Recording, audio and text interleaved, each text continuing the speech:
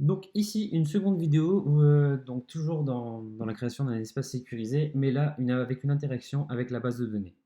Ok. Donc ce que l'on va faire, c'est une application. Donc on va reprendre une partie du projet qu'on avait fait précédemment, mais ce qu'on va venir rajouter en plus, c'est une partie inscription et ensuite une connexion avec une interaction avec la base de données. Ok.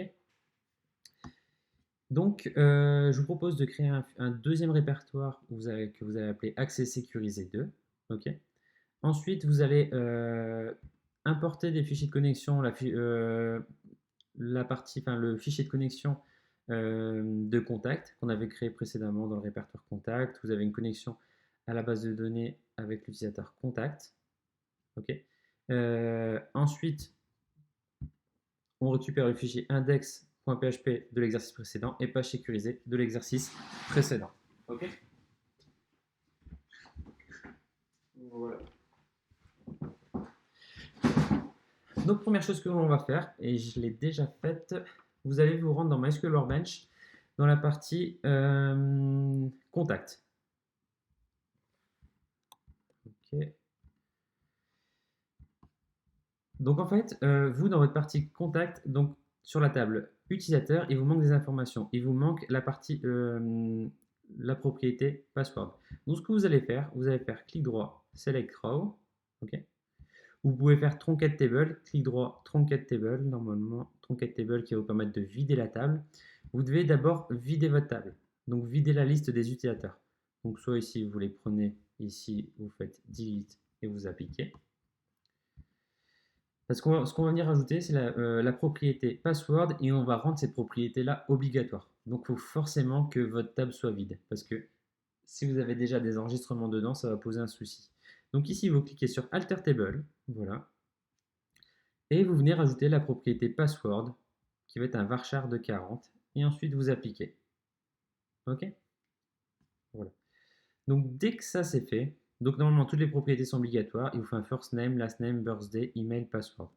Donc dès que ça c'est fait, normalement on ne devrait plus toucher à MySQL Workbench ou seulement pour du contrôle. Voilà.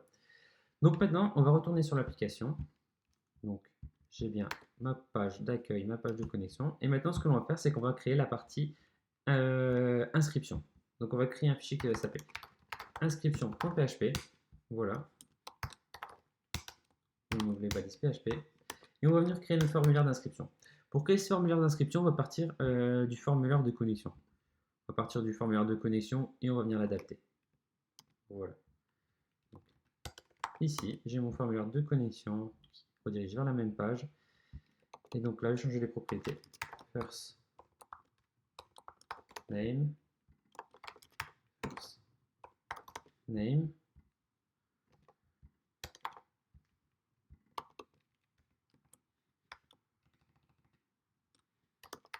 Last name.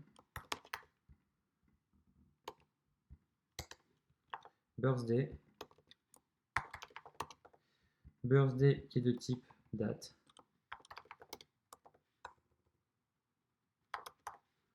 Birthday de type date. Ok. Ensuite, on a email de type email. Excusez-moi, email. Et toujours en minuscule, excusez-moi, je me suis trompé ici. Un B minuscule et juste dans le libellé, un B majuscule. On travaille tout le temps avec des minuscules pour les ID, les noms, les classes, enfin, après les classes, non pas forcément. Email de type email et password de type password. Ok. Donc je vais voir à quoi ressemble mon formulaire d'inscription. Donc maintenant, redirigeons-nous sur la page inscription.php. Et on a bien first name, last name, birthday, email, mot de passe. Envoyer. Ok. Maintenant, je vais voir si les informations que j'envoie sont correctes. Donc je fais un écho. Prêt. Voilà. Et je fais un printer de poste.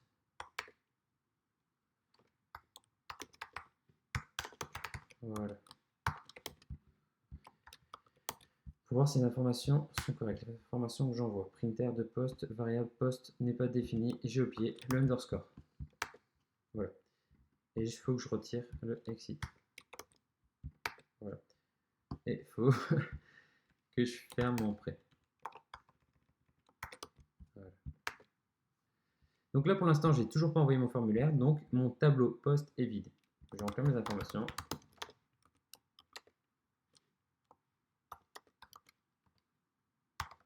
Ok. Voilà. J'envoie mes informations, j'ai bien first name, last name, birthday, email, password et BTN envoyé. Donc c'est toutes les informations que j'ai besoin et qui sont obligatoires dans ma table user. First name, last name, birthday, email et password sont obligatoires. ID est obligatoire, mais comme il est en auto-incrémenté, on n'a pas besoin de le préciser. Ok. Donc maintenant, ce que je vais faire, c'est si mon formulaire est envoyé, donc if i7, la fonction qui vérifie si un élément est envoyé et n'est pas nul, post. Donc on vérifie si le BTN est envoyé, si le bouton est envoyé. Et si le bouton est envoyé, ça veut dire que on va faire une insertion en base de données. Okay. Donc là, on va créer notre requête. Pour créer notre requête, on va d'abord effectuer la connexion à la base de données. Donc on va faire un require once de connexion PHP. Donc en fait, quand on fait un require once, en fait, il va rechercher l'élément à partir du chemin relatif, de l'endroit où on se situe. Sachant que le fichier connexion se trouve dans la même arborescence que notre fichier inscription, on a juste à spécifier le nom du fichier. Par exemple, imaginons que notre fichier connexion se trouvait dans un sous-dossier qui s'appelle lib. On aurait dû faire lib /. Et s'il avait été dans un dossier parent, ce qu'on aurait dû faire, c'est 2 points /, si c'est dans le dossier parent, lib. Donc 2 points, ça veut dire qu'on va dans le dossier parent. Donc ici, on est situé dans le dossier accès. Donc on passe au dossier parent, et le dossier parent, bah, c'est toute cette partie-là. On remonte un dossier en fait. Voilà. Mais comme notre fichier de connexion se trouve à l'endroit où on se situe, pas de souci. Voilà. Donc maintenant, on a accès à PDO. Donc on va créer une requête. Request est égal PDO prépare. PDO prépare. Forcément, on fait une requête préparée parce que les informations, on les récupère de l'extérieur. Donc, il faut sécuriser notre requête pour éviter les injections SQL et potentiellement les failles. Enfin, ça évite les failles. Ça sécurise un peu plus notre application, évite les injections SQL, donc les failles dans la base de données. Okay. Donc, la requête qu'on va faire ici, c'est une insertion. On va insérer un nouvel utilisateur. Donc, insert into la table user. On peut mettre des backtips ici. Donc on va mettre first name, backtip, last name. Ensuite on a birthday. Ensuite, qu'est-ce qu'on a après birthday? On a email et password. Email et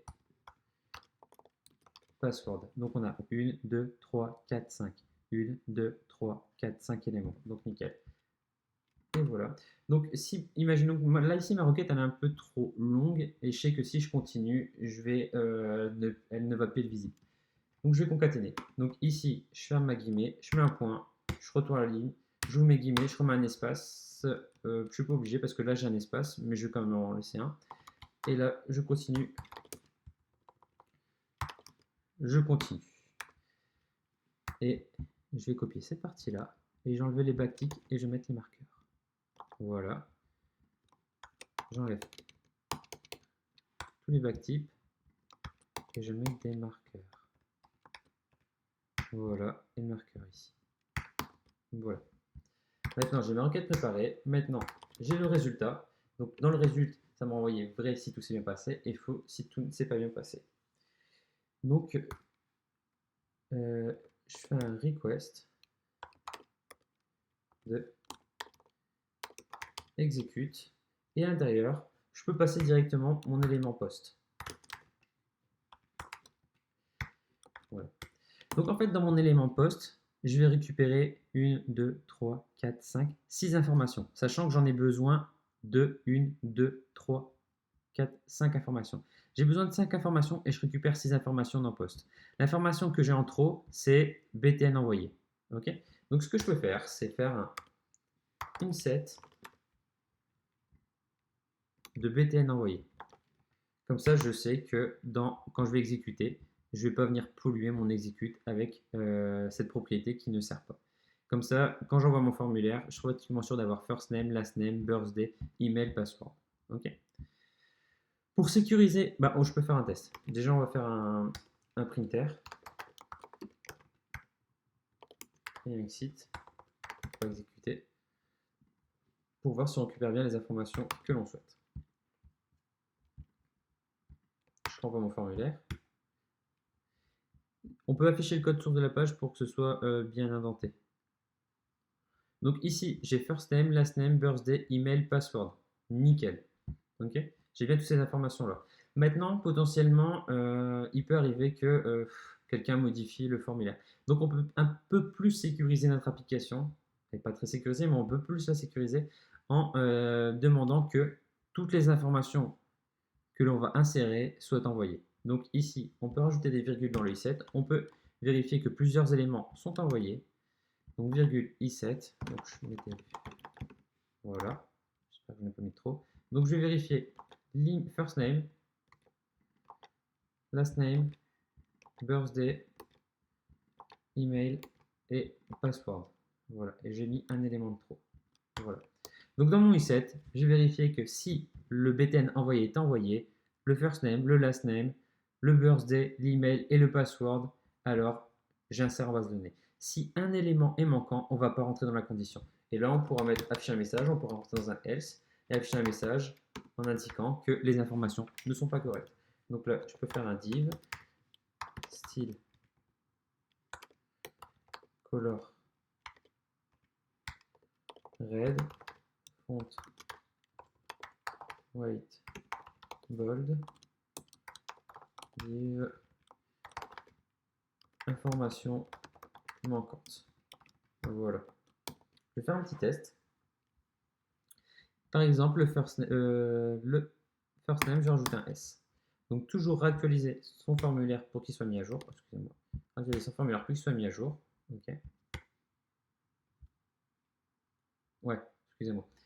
Else, il faut aussi dire que le formulaire est envoyé. Elf i7. Bon, on peut faire soit pour dire que le formulaire est envoyé, on pourrait faire ça. Post. On peut faire ça aussi. Voilà. Donc là, j'envoie mon formulaire. Et comme le first name, je l'ai mal formaté, je l'ai mal nommé, et ben, il va me dire qu'une information est manquante. Information manquante. Par contre, si je remets mon first name correctement, toujours actualiser la page pour que les informations du formulaire soient mises à jour. 24.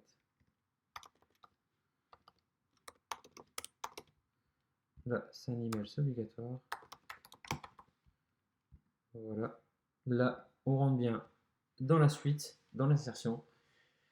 Et on a bien nos informations qu'on va passer dans notre exécute. Donc ça, c'est nickel. Ok. Ensuite, je vous ai dit tout à l'heure que le résultat renvoyait vrai si la requête s'est bien placée et faux si la requête ne s'est pas bien exécutée. Forcément, une requête qui s'est bien exécutée ne veut pas forcément dire qu'on a eu une insertion en base de données. En fait, ce qu'il faut vérifier aussi, c'est que la requête se soit bien exécutée et aussi qu'on a une ligne en base de données qui a été affectée. Je m'explique. Imaginons que je sélectionne des informations. C'est vide. C'est vide, c'est cool. Ah, ici. Ici, par exemple, j'ai fait une requête de select et j'avais deux utilisateurs avant et ça a bien affecté deux lignes parce que j'ai bien interagi avec deux lignes. Quand on fait une insertion, en fait, quand on fait une insertion, on a une ligne qui est affectée. Si on n'a pas une ligne qui a été affectée, ça veut dire que la requête ne s'est pas bien exécutée. Par exemple, pour une insertion. Donc ici, pour être sûr que ma requête soit bien exécutée, je dois avoir le résultat. Donc je vais faire un test. Le résultat qui vaut vrai et savoir si j'ai au moins une ligne qui a été affectée en base de données. Donc ça, je vais utiliser le raw count qui se trouve dans l'objet PDO statement. Donc request, c'est un objet PDO statement. Et il a une propriété qui s'appelle raw count. Donc je vais faire un var dump. Raw count. Voilà. Et pareil pour le résultat. Voilà. Donc si tout s'est bien passé, Si j'ai bien une ligne qui a été rajoutée en base de données, j'ai bien le résultat qui renverra true et Raokun qui renverra une ligne affectée en base de données. Et là, je peux être sûr à 100% que j'ai un nouvel utilisateur qui a été ajouté à ma base de données. Donc là, je vais faire select. J'ai pas d'utilisateur. Je vais remplir mon formulaire. Donc Samuel, Lassois, 15031988, Samuel OO. J'envoie mon formulaire et j'ai bien false et 0 ligne affectée en base de données. Donc j'ai une erreur dans ma requête. Donc insert into user first name, last name, birthday, email, password, value. Quelle erreur j'ai faite? Donc pour récupérer les erreurs, donc là, quelque chose qui s'est très mal passé. Donc je vais faire rajouter un var dump au-dessus avec l'objet PDO statement et avec erreur info pour récupérer l'erreur.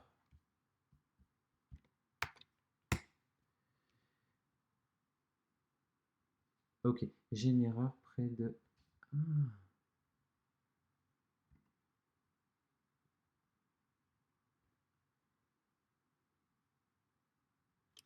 J'ai une erreur, insert into first name, last name, birthday, email, password. Vous avez une erreur.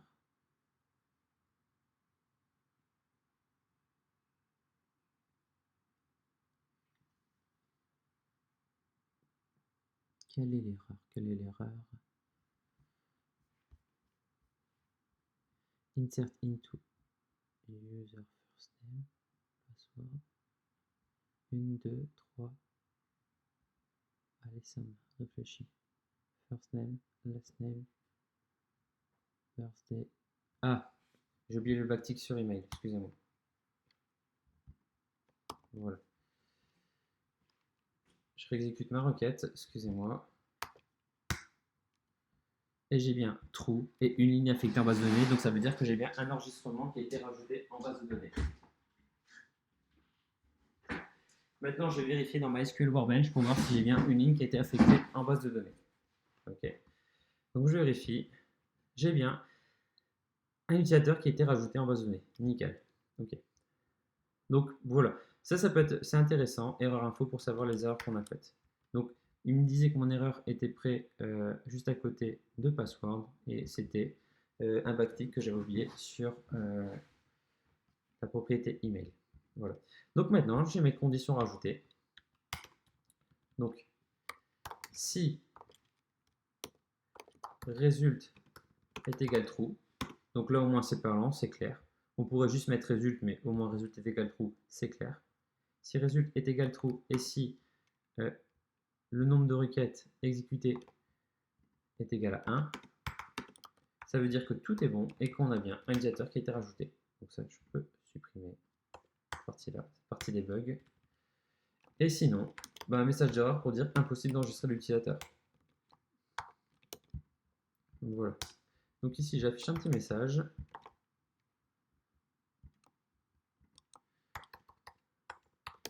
Impossible d'enregistrer l'utilisateur. Voilà. Et ici, un petit message vert. En green. Utilisateur enregistré.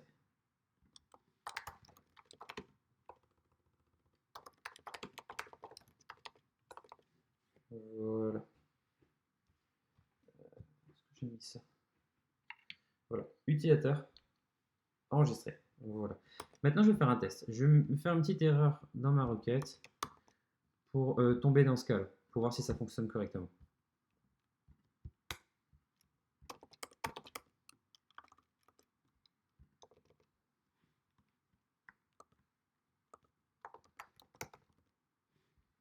Gmail.com. Voilà. Impossible d'enregistrer l'utilisateur. Ok, donc je rentre bien dans ce cas-là. Maintenant, je vais rajouter un utilisateur normalement. Donc, Valentin, soit.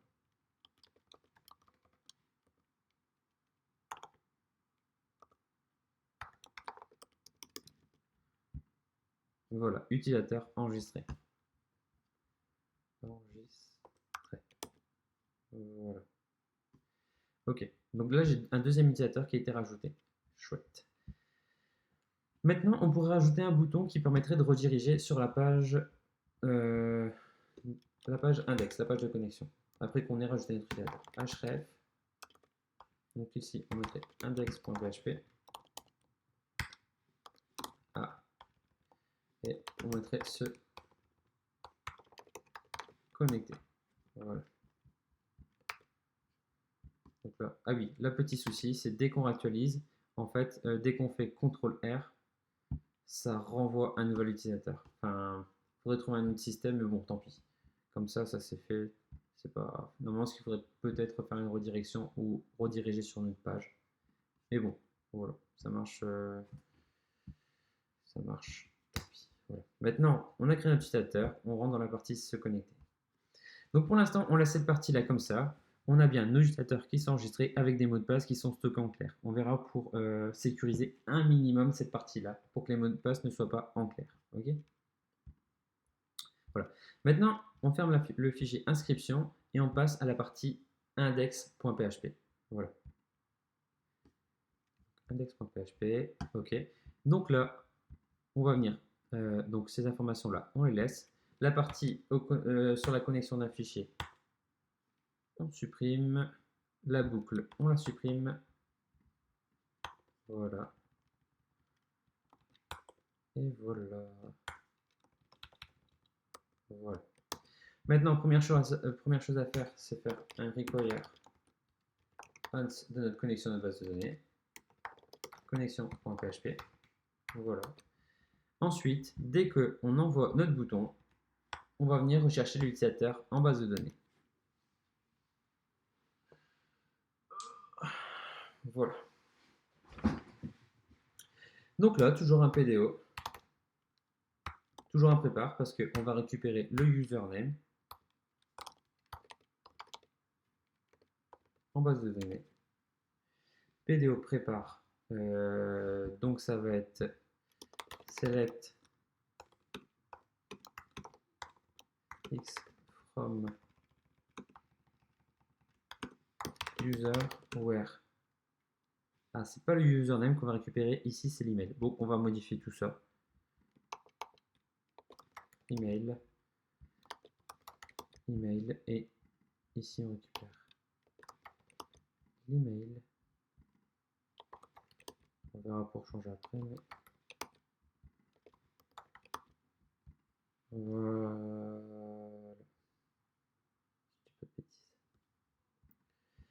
Where email est égal le marqueur email.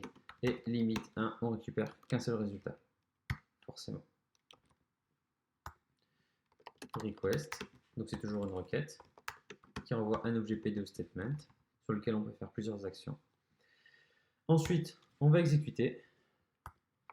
Result est égal.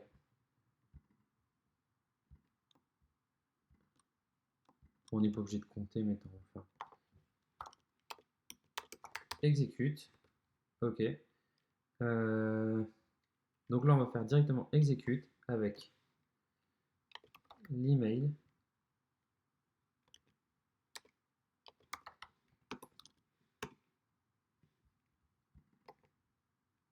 L'email de l'utilisateur, point virgule, dans un tableau, excusez-moi. Voilà. Ensuite, user est égal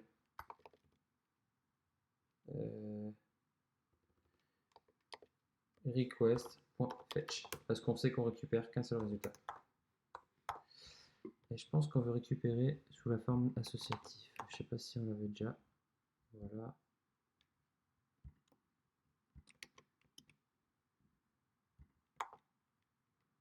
Voilà. PDF, PDO, fetch A5. Donc ici, donc en fait, si ma requête est bien exécutée et quand je vais exécuter fetch, soit je récupère un utilisateur, soit je récupère rien. User va me renvoyer soit un tableau associatif contenant l'utilisateur, soit me renvoie nul. Donc si ça me renvoie, donc je vais mettre une condition si user Donc forcément, on va dire est différent de nul pour que ce soit clair pour vous. Et si. Donc là, forcément, si l'utilisateur n'est pas nul, ça veut dire que l'email a bien matché, a bien fonctionné, on a bien récupéré l'utilisateur par rapport à son adresse mail. Donc là, on a juste à vérifier son mot de passe seulement. Donc on va juste faire user. Bah déjà, on va vérifier déjà si on récupère un utilisateur. Un écho prêt. Et on va faire un var dump de user. Exit. Donc je vais tester. Donc Samuel. Là, je vais mettre n'importe quoi. Normalement, ça devrait m'envoyer nul. False. Ah, c'est pas nul. C'est false. Ouais, c'est pour ça qu'il faut toujours tester. Donc c'est bien false. Est différent de false. C'est pas nul. Voilà. Ensuite, je vais mettre une bonne adresse email. Samuel. Donc je vérifie si dans ma base de données j'ai bien Samuel. Ouais, j'ai bien Samuel. Et voilà, je récupère bien un utilisateur dans un tableau associatif. Voilà, j'ai bien le password Samuel O. Donc ok, je récupère bien mon utilisateur. Maintenant, si l'utilisateur est différent de false et si le mot de passe est égal à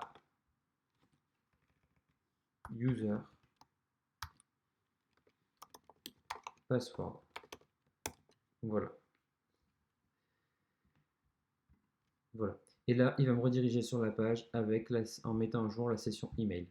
Par contre, je vais venir sur ma page sécurisée changer ma condition parce que ma condition était faite sur username. Donc, je vais mettre email. Voilà. Bienvenue avec l'email. Je vais faire un test. Voilà. Donc maintenant, non. En fait, ce que je vais faire, c'est que je vais stocker directement l'utilisateur, user, l'objet complet utilisateur. Donc, session. Donc ici dans ma session, je vais envoyer l'utilisateur, donc que je récupère en base de données, en prenant soin de supprimer le mot de passe. Donc ce que je fais ici, je fais un inset de password pour éviter que dans ma session transite le mot de passe. Donc en fait, j'ai juste récupéré mon mot de passe, je vérifie s'il est bon, et dès qu'il est bon, je supprime le mot de passe, et je stocke mon utilisateur dans la session avec un utilisateur dont le mot de passe a été supprimé, et je redirige vers la page sécurisée. Ici, je vérifie si user existe. Voilà. Ah oui, excusez-moi. Si user n'existe pas, on redirige. Voilà. Et donc là, on pourrait faire ça. Bonjour pour dire. Donc user first name. Et on pourrait concaténer avec le last name.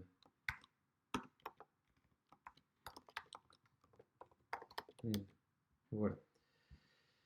Voilà. Dès qu'un utilisateur est connecté, donc est différent de false, et que son mot de passe correspond bien, on supprime le mot de passe, on stocke l'utilisateur dans la session et on redirige vers la page sécurisée. J'espère que ça va fonctionner. Donc le mot de passe c'est Samuel OO. Ok. Donc Samuel et Samuel OO. J'envoie et je suis bien sur ma page sécurisée et il me dit bien bonjour Samuel Lassois, page sécurisée. Donc sur ma page, maintenant on va aller sur la page sécurisée. On va faire sa petite popote sur la page sécurisée. Maintenant, je vais faire un var dump pour voir ce que contient, pour être sûr que ça contient bien mon tableau user sur ma page sécurisée. Voilà, je réactualise. J'ai bien mes informations de mon utilisateur dans ma session et j'ai bien le mot de passe qui n'est pas indiqué. Voilà, ça c'est cool. Ok. Maintenant, ce qui pourrait être bien, c'est créer un bouton qui va nous permettre de se déconnecter.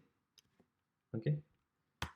Donc ici, sur notre page sécurisée, on va venir ajouter un bouton se déconnecter, un href.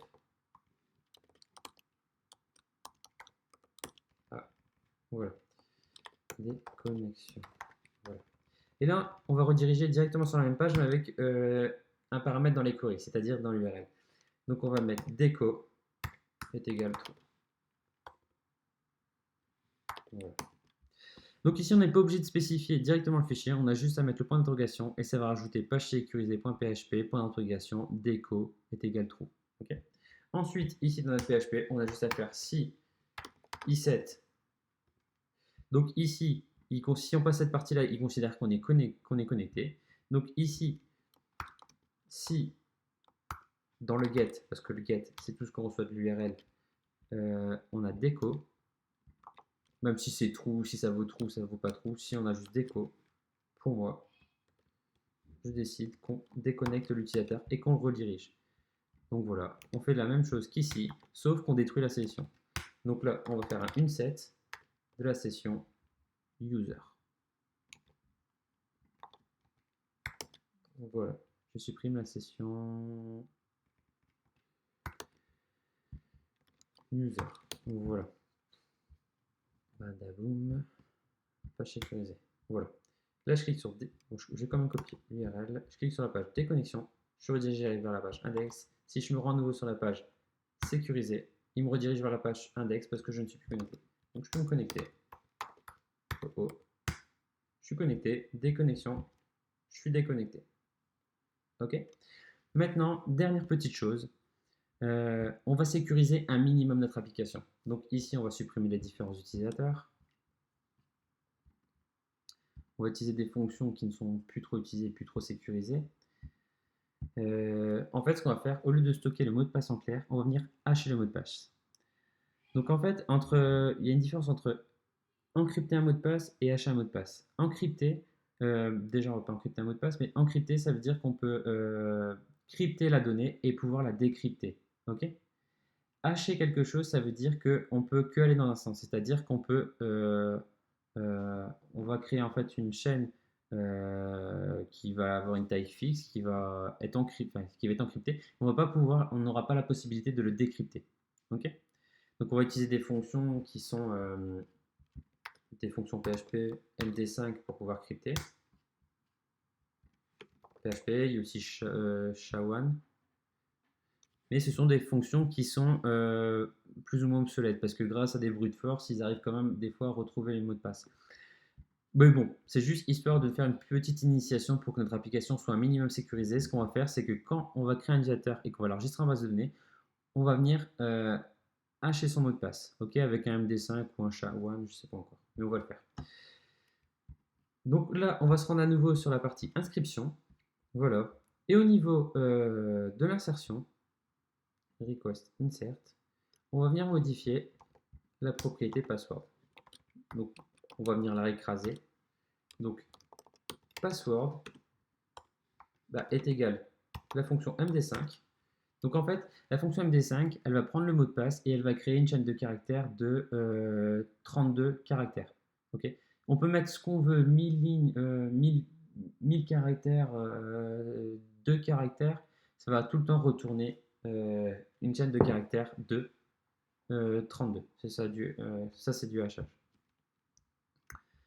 Donc en fait, je copie, je colle MD5, point virgule. Et donc là, chaque fois dès que je vais ajouter un utilisateur, on aura un mot de passe encrypté. Voilà. Donc là, je vais faire Samuel OO 2403. Je vais m'inscrire, excusez-moi. Inscription. Samuel 2403 988 Samuel OO. J'envoie utilisateur enregistré. Donc là, j'ai bien un mot de passe qui est haché. Haché avec 32 caractères. Ok. Donc maintenant, je vais me connecter. Je vais aller sur la partie de connexion. Samuel OO. Je m'enregistre et là, gros souci, vos accès ne sont pas corrects. C'est normal. Maintenant, on va se rendre sur la partie index.php. Et c'est tout à fait normal parce qu'en fait, on compare notre mot de passe en clair avec le mot de passe MD5. Ok. Donc, ce qu'il faut faire, c'est notre mot de passe, on fait un MD5 de notre mot de passe. Voilà. Comme ça, notre mot de passe MD5 est égal à notre mot de passe MD5 stocké en base de données. Voilà. Donc Samuel, EO. Et là, on a accès à la page sécurisée. Et si quelqu'un a accès à notre base de données, on a un minimum de sécurité. Il n'a pas le mot de passe en clair. Voilà. J'espère que cette vidéo va vous aider. C'est une petite sécurité, hein, parce que vous pouvez aller voir dans la documentation de PHP. MD5 PHP. Ils indiquent que ces fonctions de hachage ne sont plus recommandées. En fait, il faudra peut-être en utiliser des autres. Le MD5, le SHA-1, il faudra peut-être utiliser d'autres fonctions de hachage. Mais voilà, c'est une petite sécurité. Voilà, j'espère que ce tuto vous a aidé.